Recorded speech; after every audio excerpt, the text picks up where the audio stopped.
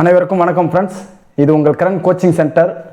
TNUSRB 2025க்கான sub inspector department கோட்டாவுக்கு நாங்கள் ஆன்லைன் டெஸ்ட் பேட்சை கண்டக்ட் பண்ணுறோம்.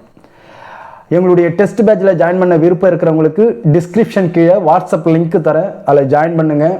மற்ற டீட்டெயில் எல்லாமே நாங்கள் உங்களுக்கு சொல்கிறோம். ஆல்ரெடி நாங்கள் பேட்ச் நம்பர் 1 ஸ்டார்ட் பண்ணி பிஎன்எஸ்ஏ நாங்கள் முடிக்க போகிறோம். அதுக்கு அடுத்தது பிஎன்எஸ்எஸ் பிஎஸ்ஏன்னு ஸ்டார்ட் பண்ணி நாங்கள் போயினே இருப்போம். இப்போ பேட்ச் நம்பர் 2 ஸ்டார்ட் பண்ண போகிறோம். அதுக்கான ப்ராசஸ் எல்லாமே நடந்துன்னு இருக்குது. நாங்கள் கூடிய விரைவில் அதுக்கான டேட் அனௌன்ஸ்மெண்ட் பண்ணுவோம். இப்போ எங்களுடைய சேனலை நீங்கள் இது வரைக்கும் சப்ஸ்கிரைப் பண்ணலைன்னா சப்ஸ்கிரைப் பண்ணுங்கள், மறக்காமல் லைக் பண்ணுங்கள். உங்கள் ஃப்ரெண்ட்ஸு அது மாதிரி படிக்கிறாங்க அப்படின்னா, ஏன்னா பிஎன்எஸ்எஸ் எல்லாமே ஒரு டிஃபிகல்ட்டான ஒரு சாப்டர். இப்போ இதை நீங்கள் காதால் கேட்கணும், கண்ணால் பார்க்கணும், வாயால் படிக்கணும். இப்படி இருந்தால் மட்டும்தான் இந்த மூணு விஷயமும் ஒரு சேர அமைந்தால் மட்டும்தான் உங்களால் அதை ஈஸியாக அப்சர்வ் பண்ண முடியும். இப்போ அதுக்கு தான் நாங்கள் உங்களுக்கு வீடியோவாக உங்களுக்கு நாங்கள் அப்லோட் பண்ணுறோம். இப்போ நம்ம ஒவ்வொரு சாப்டராக பார்த்துன்னு இருக்கிறோம். இப்போ நம்ம பார்க்க போகிற சாப்டர் இயல் 16. இயல் 16ன்றது மத சம்பந்தமான குற்றங்கள் பற்றியது. இயல் 16ன்றது மத சம்பந்தமான குற்றங்கள் பற்றியது. பிரிவு பார்த்தீங்கன்னா 298லேருந்து 302 வரைக்கும் தான். அதனால் ஒரு சின்ன சாப்டர் தான் இது. 298லேருந்து 302 வரைக்கும் தான் மத சம்பந்தமான குற்றங்கள் பற்றியது இயல் 16.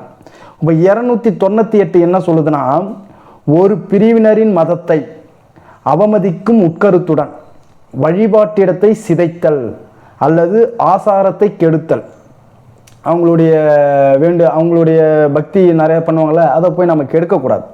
அப்போ 298ன்றது மத சம்பந்தமான குற்றங்கள் பற்றியதுன்னு தெரிஞ்சிடுச்சு.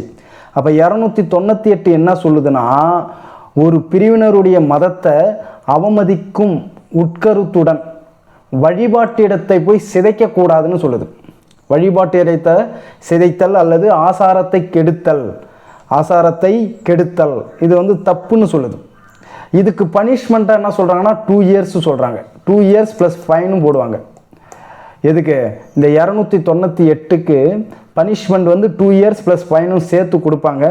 அப்போ ஒரு பிரிவினருடைய மதத்தை அவமதிக்கும் அப்படின்ற ஒரு இன்டென்ஷனோட நீங்கள் வழிபாட்டு இடத்தை போய் சிதைக்கிறீங்க, அப்படி இல்லைன்னா அவங்களுடைய ஆசாரத்தை கெடுக்கிறீங்க அப்படின்னா உங்களுக்கு 298ல் சேர்ப்பாங்க. அதுக்கு அடுத்தது பாருங்கள் 299 என்ன சொல்லுதுன்னா, ஒரு பிரிவினரின் மதத்தை அல்லது மத நம்பிக்கைகளை நிந்திப்பதால் அவர்களின் மத உணர்வுகளை திடுக்கிடும் வகையில் புண்படுத்தும் எண்ணத்துடன் வேண்டுமென்றே குரோதமான உட்கருத்துடன் செய்யும் செய்கைகள். ஆக்சுவலாக அப்போ 299 பொறுத்த வரைக்குமே என்ன நினைக்கிறீங்கன்னா, நீங்கள் மத நம்பிக்கையை நிந்திப்பதால், இந்த வார்த்தை உங்களுக்கு தெரிஞ்சால் போதும். அப்போ 299 என்ன சொல்லுது? மத நம்பிக்கையை நிந்திக்கிறது. அப்போ 298 என்ன சொல்லுது?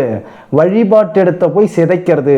இந்த வார்த்தை தான், அதான் ஒரு கோடு வேர்டு. அந்த வார்த்தைகளை நீங்கள் ஞாபகம் வச்சிங்கன்னா அந்த செக்ஷனே உங்களுக்கு ஈஸியாக ஞாபகம் வந்துடும். அப்போ 298ன்றது வழிபாட்டு இடத்தை சிதைக்கிறது.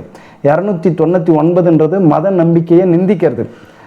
அவங்கள புண்படுத்துகிற எண்ணத்தில் நீ எதனா ஒரு செய்கை செஞ்சனா அது குற்றம்னு சொல்கிறாங்க 299. இதுக்கு 3 இயர்ஸ். 299க்கு 3 இயர்ஸ் உங்களுக்கு சிறை தண்டனையும் ப்ளஸ் ஃபைனும் கொடுப்பாங்க, ரெண்டும் சேர்த்து கூட கொடுப்பாங்க. அப்போ 3 இயர்ஸ் ப்ளஸ் ஃபைன் எதுக்கு? 299க்கு. அதுக்கு அடுத்தது 390 பாருங்கள். 300 பாருங்கள். மத கூட்டத்தில் குழப்பம் விளைவித்தல். இதுதான் ரொம்ப முக்கியம். இது அடிக்கடிக்கு நிறைய பேர் பண்ணுறாங்க. அப்போ ஒரு மத கூட்டத்தில் குழப்பம் விளைவித்தல் இது கேட்பாங்க 300. ஏன்னா இது மாதிரி ஃபேன்சி நம்பராக இருக்கிறதெல்லாம் பார்த்துக்குங்க.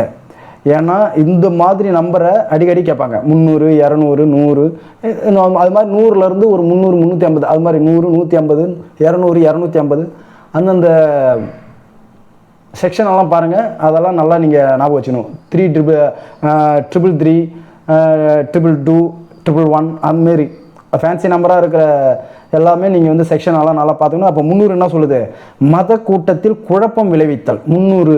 அப்போ 300ன்றது என்னால மத கூட்டத்தில் குழப்பம் விளைவித்தல். அப்போ குழப்பம் விளைவிக்கிறது நல்லா தெரிஞ்சுங்களா? அப்போ 298ன்றது வழிபாட்டு இடத்தை சிதைக்கிறது. 299ன்றது மத நம்பிக்கையை நிந்திக்கிறது. 300ன்றது குழப்பம் விளைவிக்கிறது. 391 என்ன சொல்லுது? சாரி 301 என்ன சொல்லுதுன்னா, இடுகாடு முதலியவற்றில் அத்துமீறி நுழைதல்.